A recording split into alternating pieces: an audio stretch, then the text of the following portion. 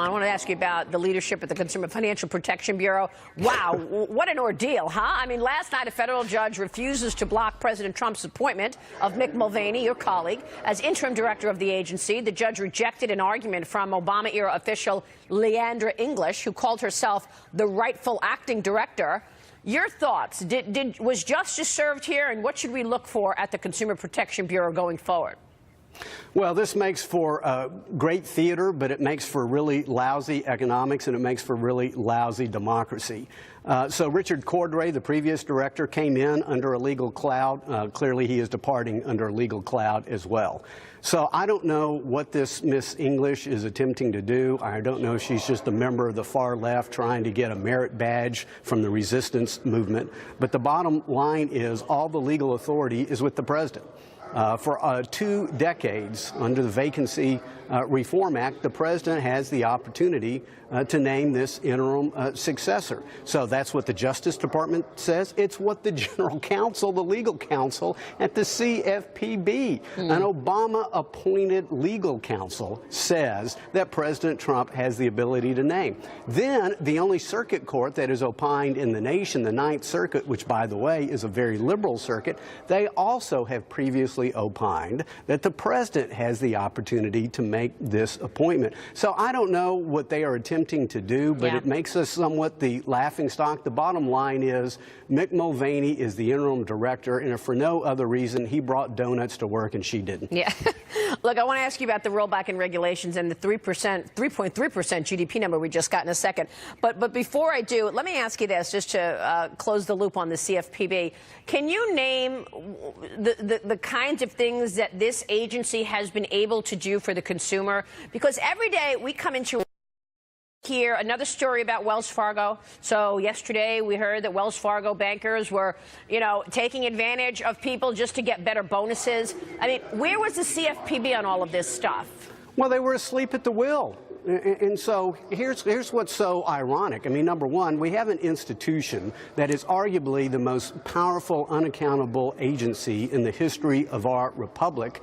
Ostensibly, they're supposed to be on the vanguard, on the forefront of consumer protection, and they're totally asleep at the wheel at Wells Fargo, where obviously cases of theft and cases of fraud took place. It took the L.A. city attorney and the L.A. Times to break the story. That's right. Our committee investigated this, and we have documents showing that the CFPB was completely, again, asleep at the wheel. They came in at the tail end to impose a fine, and frankly, a fraction of the fine that their legal counsel believed should have been imposed. And so I don't know what they were doing, but besides, in many respects, trampling upon due process, trampling upon separation of powers and checks and balances, they were incompetent in the largest consumer protection case that they should have been involved in. They were just simply incompetent. Well, that's why I bring it up, Congressman, because, I mean, we're talking about, it's sort of obvious in your face. You're talking about Wells Fargo every day and these misdeeds happening, and yet this is an agency that's supposed to be fighting for the consumer. So I don't know where they've been. But would you want this job long term? Do you want to run this agency?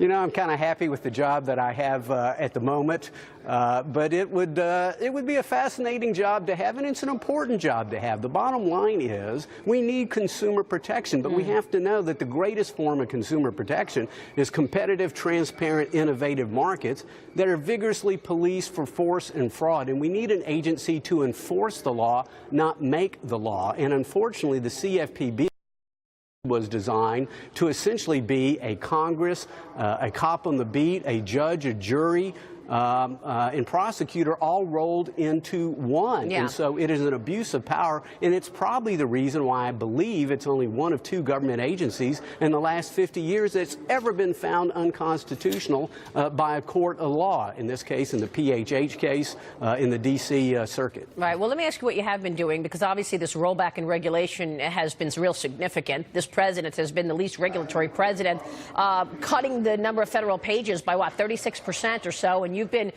really critical to all of this.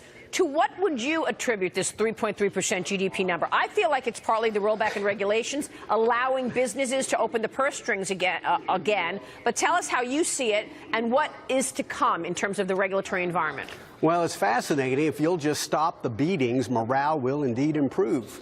And so we've had 8 years of economic regulatory beatings by the Obama administration, and we get basically a 1.5% to 2% GDP economy. We just merely stop the beatings, and then all of a sudden we've got 2/4 of 3% plus economic growth. Listen, I am very happy. I've had the great opportunity to go to the Oval Office now on 3 occasions, get my signing pin from the president for major regulatory rollbacks under the Congressional Review Act. This president has been more aggressive than any other president on congressional review acts. And so I don't think the president is getting the credit he deserves in rolling back the Obama-era regulatory burden that has been crushing our community banks, that has really led to stagnant paychecks, dead-end jobs, decimated savings, and diminished American dreams. And so, again, just think about what could happen if we had fundamental tax reform, and if we could actually go to conference with the Senate and roll back so much of the Dodd-Frank Act, which is putting so much capital on the sideline even today. So you think the tax reform bill will happen? Are you expecting a Senate vote this week? Well, I am. I'm not quite ready to bet my firstborn on it, but right now I am expecting a vote this week, and I'm very, very bullish. I mean, Republicans want to get this done. I'm sorry the Democrats are being obstructionist. I mean, Nancy Pelosi has announced that the next election depends on this, so they're going to throw every roadblock that they can to try to prevent working people from getting more take-home pay, from allowing small businesses to be better capitalized and getting tax relief. So we know what they're going to do, but right now Republicans are committed to getting this done. Our president is, under the leadership of our Speaker and Chairman Kevin Brady of the Ways and Means Committee. We got our bill done in the House, and I was very heartened at the vote in the Senate Finance Committee. Senator Johnson had made a few rumblings that maybe he wouldn't be there. He was there. Senator Corker might have made a few rumblings, but he was there. And so I think the Senate is coming together, and I hope we'll see that vote this week. We need to see that vote this week. Congressman, it's good to see this today. Thanks so much. Thank you, Maria.